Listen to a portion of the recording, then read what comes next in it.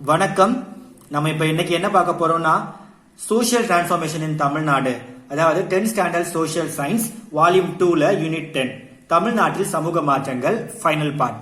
மொத்தம் 5 பார்ட் நம்ம பிரிச்சிருந்தோம், 4 பார்ட் நம்ம முடிச்சிட்டோம். ஓகே, இது வந்து 5th part final part. So நம்ம இப்ப என்ன பார்த்துட்டு இருக்கோம் அப்படின்னு பார்க்கும்போது யூனிட் 9 வெர்சஸ் ஹிஸ்டரி. அதாவது யூனிட் 9 எல்லாருக்குமே தெரியும், டெவலப்மெண்ட் அட்மினிஸ்ட்ரேஷன் இன் தமிழ்நாடு, ஒரு ரிவைஸ் சிலபஸ்ல உள்ளது.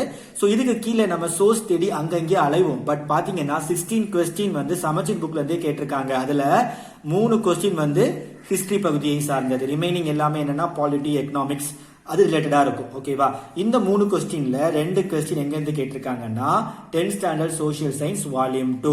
சோ நம்ம இந்த வால்யூம் 2ல உள்ள ஹிஸ்டரி பகுதி வந்து ஆல்ரெடி 2 யூனிட் முடிச்சிட்டோம். இது வந்து லாஸ்ட், அதாவது தமிழ்நாடு ரிலேட்டடா உள்ள லாஸ்ட் யூனிட், தமிழ்நாட்டில் சமூக மாற்றங்கள். நம்ம இதை என்ன பார்க்க போறோம்னா இந்திய விடுதலைக்கு முன்பு மொழி போராட்டம், language agitation before Indian independence. எப்பவுமே மொழி அப்படிங்கிற ஒரு லாங்குவேஜ் அப்படிங்கிற ஒரு விஷயம் நம்முடைய ஐடென்டிட்டி, நம்முடைய அடையாளம், நம்முடைய கல்ச்சர், பண்பாடு மட்டும் இல்லாம நம்முடைய உணர்வுகள் அப்படின்னே சொல்லலாம். சரியா? சோ ஃபர்ஸ்ட் நம்ம இந்த யூனிட் ஸ்டார்ட் பண்ணும்போது இந்தியன் ரினைசன்ஸ், அதாவது இந்தியாவின் மறுமலர்ச்சி அப்படின்னு பார்த்தோம். அதாவது சீர்திருத்த இயக்கங்கள் எல்லாம் வர ஆரம்பிக்கக்கூடிய காலகட்டம், இந்தியாவின் மறுமலர்ச்சிக்கான பாதை. அதுல முதல்ல வந்து தமிழ் மறுமலர்ச்சி தான் பார்த்தோம். சரியா?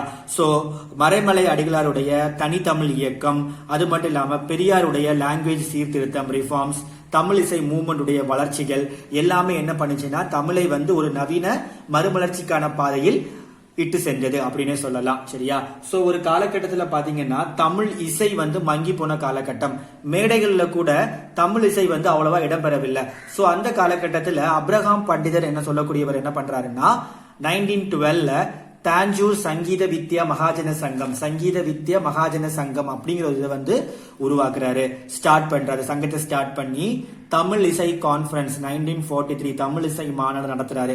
அந்த மாநாட்டுல என்ன பண்றாங்கன்னா தமிழ் மியூசிக் உடைய ஸ்டேட்டஸ், தமிழ் மியூசிக் உடைய அங்கீகாரத்தை பத்தி பேசுறாங்க. ஓகேவா, நம்ம என்ன பண்ணலாம், தமிழ் இசையை வளர்க்க என்னென்ன முடிவு பண்ணலாம்னு சொல்லி பல தமிழ் நாடக இசை நூல்கள், தமிழ் இசை நூல்கள் எல்லாம் எழுதுறாங்க. ஓகேவா, சோ இந்த மாதிரியாக தமிழுக்கு வந்து பல வளர்ச்சிகள் ஏற்படுது. அது மட்டும் இல்லாம வந்து என்னது, ஒரு ஹிந்தி எதிர்ப்பு மாநாடு நடத்தினாங்க. சோ நம்ம அந்த அகிடேஷன் அகெயின்ஸ்ட் என்னது ஆன்டி ஹிந்தி மூவ்மெண்ட் அந்த இதுல வந்து கிளியரா பார்த்திருப்போம். சோ அதை வந்து பார்க்காதவங்க லாஸ்ட் வீடியோல பார்த்துட்டு வாங்க. ஓகேவா, சோ விமென்ஸ் மூவ்மெண்ட், பெண்கள் இயக்கம் ரொம்ப முக்கியம். ஏன்னா 20th செஞ்சுரி தொடக்க காலத்துல வந்து என்ன ஆச்சுன்னா பெண்கள் அதிகமா என்ன பண்றாங்கன்னா இயக்கங்கள் ஆரம்பிக்கிறாங்க. ஏன்னா பெரியார் காலகட்டத்துல வந்து பெரியார் வந்து அதிகமா பெண்களுக்காக போராடி இருப்பாரு. ஓகேவா, பெண்கள் ஒடுக்கப்பட்டிருந்தார்கள். சோ அவர்களை சமூகத்துல வந்து ஒரு அந்தஸ்து கொண்டு வரணுக்காக அதிகமா போராடி இருப்பாங்க.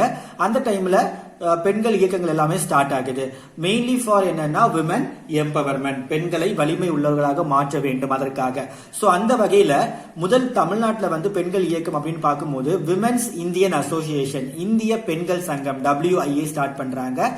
ஆல் இந்தியன் விமென்ஸ் கான்ஃபரன்ஸ், அகில இந்திய பெண்கள் மாநாடு 1927. ஓகே, இது ரெண்டுமே பார்த்துக்கோங்க, ரெண்டுமே முக்கியமான அமைப்புகள். இதுல இந்த ஃபர்ஸ்ட் சொன்ன இந்திய பெண்கள் சங்கம் வந்து 1917ல ஸ்டார்ட் பண்றாங்க. பை ஹூம் அப்படின்னு பாத்தீங்கன்னா அன்னி பெசன்ட் அம்மையார் வந்து ஸ்டார்ட் பண்றாங்க. அது மட்டும் இல்லாம யாரெல்லாம் இருக்காங்க, அது கூட டோரதி ஜினராஜதாசா, மார்க்ரெட் கசின்ஸ். ஓகேவா, so English both English and Tamil எழுதியிருக்கேன், பாத்துக்கோங்க. எங்க ஸ்டார்ட் பண்றாங்க அப்படின்னு பார்க்கும்போது அடையாறுல.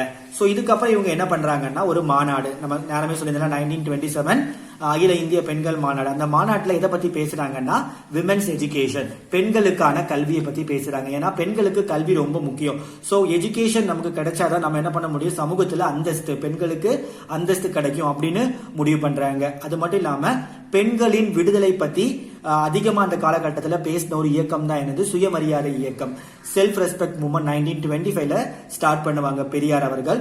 சோ அந்த பெரியார் அவர்கள் என்ன பண்ணுவாங்கன்னா பெண்களுடைய விடுதலை பத்தி அதிகமா அவருடைய இயக்கத்துல வந்து பேசியிருப்பாரு, முக்கியத்துவம் கொடுத்திருப்பாரு. சரியா?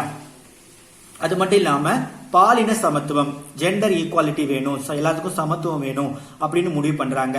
இந்த செல்ஃப் ரெஸ்பெக்ட் மூவ்மெண்ட் என்ன பண்ணுதுன்னா பெண்களுக்கு பேசுவதற்காக அவங்களுடைய ஐடியாஸை ஷேர் பண்றதுக்காக ஒரு தனி இடத்தை அமைத்து கொடுக்கிறது. Provided a space for the women to share their ideas.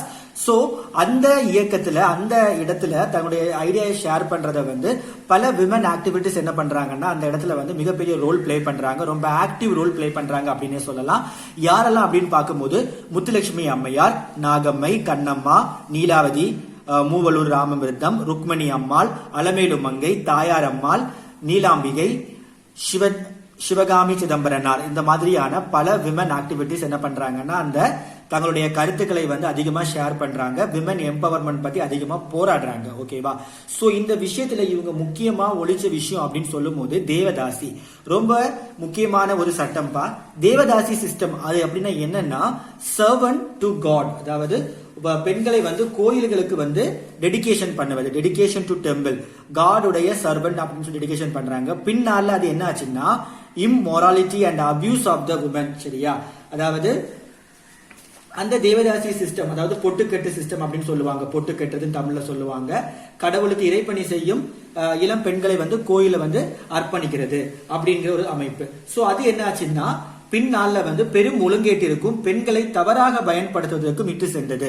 So அந்த சிஸ்டத்தை ஒழிக்கணும் அப்படின்னு சொல்லி முதல்ல குரல் கொடுத்த பெண்மணி டாக்டர் முத்துலட்சுமி அம்மையார் என்ன பண்றாங்கன்னா இத வந்து இந்த இயக்க அகைன்ஸ்டா இதுக்கு வந்து போராடுறாங்க, அதுக்குன்னு ஒரு இயக்கத்தை ஆரம்பிக்கிறாங்க.